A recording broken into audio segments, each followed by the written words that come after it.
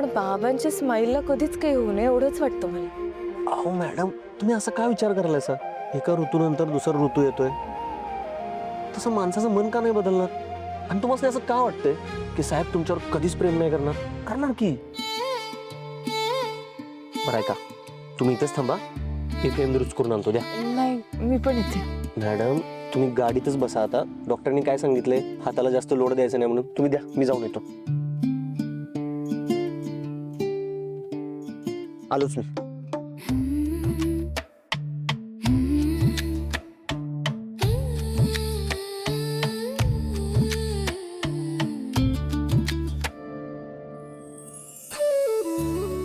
बाबा,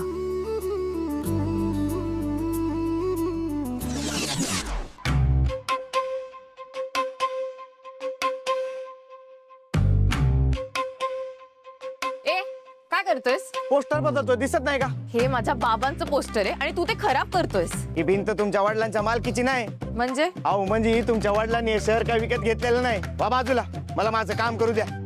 तुझ्या तर आता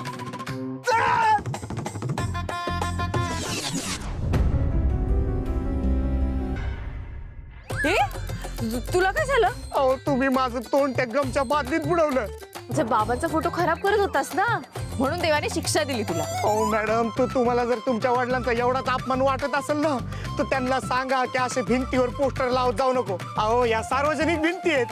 अहो मला करू द्या माझं काम. वाद घालू नकोस हा. मी सांगते ना, नाही करायचं, नाही करायचं. मॅडम, काय झालं? अहो मी माझं काम करत होतो, हे पोस्टर लावत होतो, तर मॅडम आल्या आणि त्यांनी माझं तोंड गमच्या बादलीत बुडवलं. अहो दादा, मी जर माझं कामच नाही करणार तर मला पैसे कोण देणार? बरं बोला.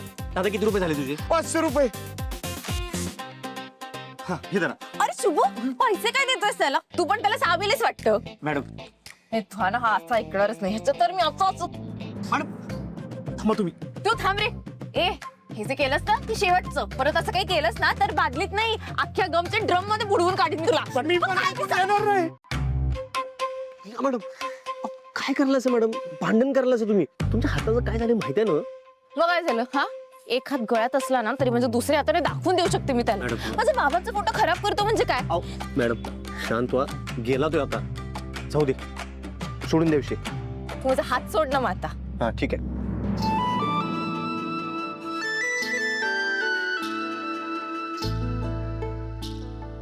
काय करतोय? सोड ना. अहो सोडायचा प्रयत्न करावला पण सुटे ना की. अरे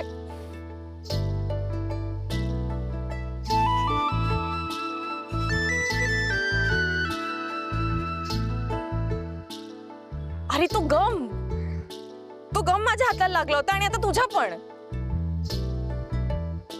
हो तो सरकारी डिंक आहे. बोमला, आता काय करायचं? तू माझा हातच का पकडलास? पण आता अडकलो ना एकत्र.